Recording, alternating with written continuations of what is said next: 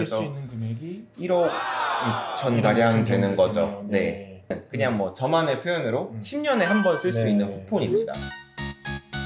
예, 안녕하십니까 매브리TV 시청자 여러분. 오늘은 시청자 여러분의 궁금한 점을 대신 물어봐 드리는 부동산 대물 시간입니다. 오늘 한국투자증권 소속 서동량 세무사님 모셨습니다. 그래서 오늘은 우리 세무사님 모시고 이 증여 전반적인 트렌드와 또 증여 꿀팁 이런 걸 함께 살펴보는 시간을 갖도록 하겠습니다. 네, 먼저 자세한 얘기를 하기 전에 네. 이 한국의 증여 체계에 대해서 전반적으로 짚어보는 시간을 가졌으면 좋을 것 같습니다. 네. 증여 구간별로 세율이 얼마인지 또 뭐 공제 가액은 얼마인지 네. 개괄적인 것들을 설명을 부탁드릴게요. 네, 일단은 증여라는 거는 재산이 무상으로 이전이 되는 겁니다. 네. 그래서 재산이 유상으로 이전이 되는 건 양도라고 네. 재산이 무상으로 이전이 되는 건 일반적으로 두 가지가 있거든요. 네. 첫 번째가 상속이고 두 번째가 증여입니다. 네. 그래서 이 재산이 무상으로 이전이 될 때 돌아가시고 나서 사후에 재산이 무상으로 이전이 되면 상속이라고요.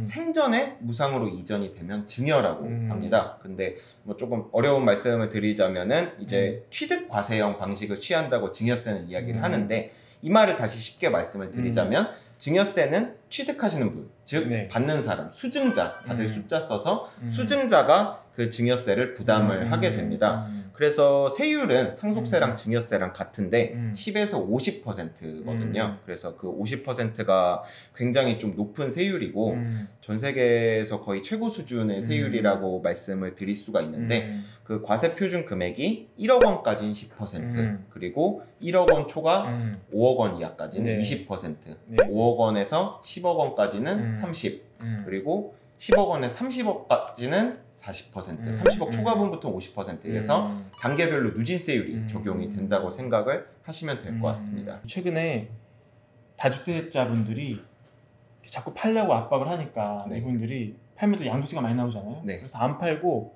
이거를 증여를 막 하고 있어요. 네. 그러니까 이 정부가 이것도 안 되겠다, 네. 잡아야 되겠다 싶어서 증여할 때 아파트 취득세율을 확 올렸거든요. 네. 이걸 얼마까지 올린 건가요? 일반적으로 이번에 부동산 대책과 관련해서 지방세가 개정이 된 내용들이 일단 증여로 인한 취득세율을 늘렸고 그리고 다주택자가 주택을 유상 취득할 때 취득세율을 늘렸습니다. 네. 그래서 이 말인 즉슨 그 양도세가 너무 많이 나오니까 그냥 자식분들한테 증여를 한다 이런 상황을 일단 방지하고자 했고 그리고 또 주택을 유상 취득을 하시는 분들 그러니까 네. 주택에 대한 수요를 아예 원천적으로 좀 차단을 해버리겠다라는 의지로 보여지거든요.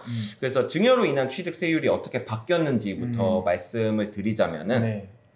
이제 일반적으로 증여로 인한 취득세율은 3.5%입니다. 그래서 농어촌 특별세와 지방교육세 합쳐서 합산세율 4%라고 말씀을 드릴 수가 있는데 이제 이 4%, 3.5%로 일단 말씀을 드리는 취득세율로 이제 뭐 3.5%가 아니라 조정 대상 지역 내 3억 원 이상의 주택을 이제 증여받는 경우에는 취득세율이 12%로 늘어나게 됩니다. 그건 이제 증여로 인한 취득세율이고요.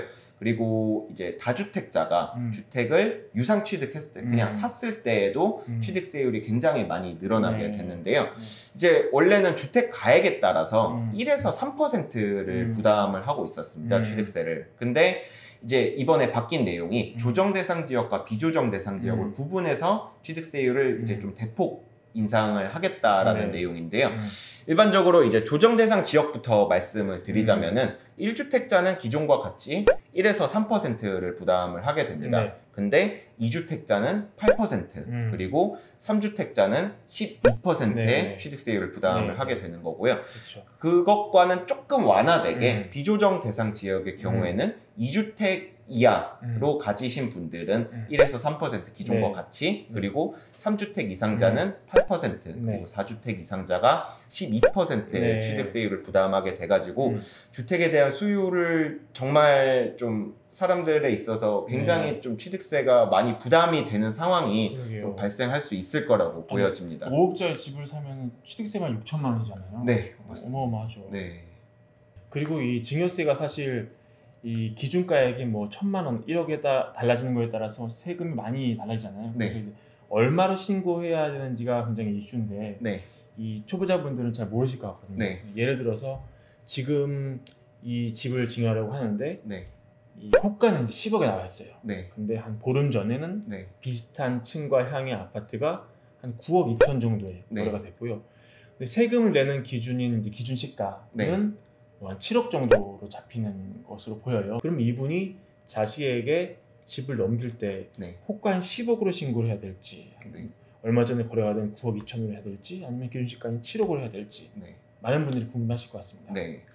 일단 증여 재산이 어떻게 평가가 되는지를 알아야 되는데 네. 이거는 이제 법상으로는 시가라고 이야기를 네. 하거든요. 근데 그 시가가 좀 불특정 다수인 간에 거래가 성립되는 가액을 이야기를 합니다. 네. 그래서 뭐 호가는 단순히 그 아파트의 호가를 얘기를 네, 하는 거고 그렇죠. 시가는 이제 실제로 실거래가를 이야기를 해야 되는데 이제 증여의 경우에는 증여일로부터 전 6개월 그리고 후 3개월까지의 이제 매매 사례 가액이나 네. 매매나 뭐 아니면 경매가액, 공매가액 이런 것들이 있는 경우에 좀 그것을 시가로 좀 평가합니다. 그래서 지금 말씀 주신 대로 10억 원이 호가고 9억 2천만 원이 실거래가고 7억 원이 공시지가라면은 9억 2천만 원으로 평가가 돼가지고 증여세를 이제 계산을 네. 하게 될 겁니다.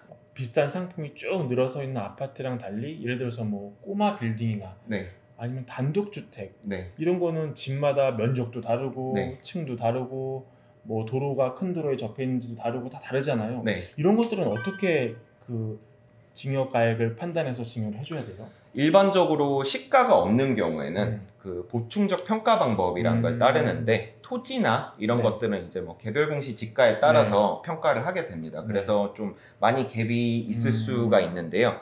그 요즘에 네. 이제 작년 말부터 올해 초까지 좀 이것저것 국세청 보도 자료나 네. 이런 데서 좀 이슈가 됐던 것들이 일단 꼬마 빌딩에 대해서 감정평가를 적용하겠다는 내용이거든요. 그래서 이게 시가와 그 공시가액이 좀 차이가 많이 나는 경우에는 그거를 국세청에서 감정평가를 직접 해가지고 증여세를 더 물리겠다라는 내용의 보도자료가 있고요.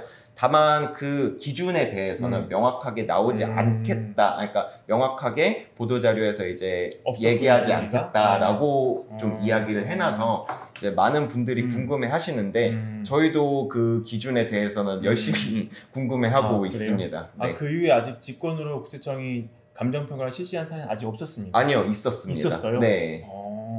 그럼 요새 꼬마 빌딩이나 단독주택 고가의 부동산을 증여하시는 분들은 좀 신경을 많이 쓰셔야겠네요. 그렇죠. 네. 그러면 개별적으로 그분들이 감정평가를 받아서 어느 정도 좀 2명 이상의 감정평가를 받아서 이렇게 내면은 그게 또 인정을 해주는 경우가 네, 그 일반적으로 뭐 공시지가보다는 예. 감정평가를 받는 경우가 그 조금 더 현재 시세에 좀 그러니까 가깝다 보니까 일부러 그냥 감정평가를 받으라고 말씀을 드리는 경우도 종종 그래요. 있습니다. 그리고 또 이 집이 사실 온전히 자기 거라기보다는 은행이랑 공동지분인 경우가 많잖아요. 네.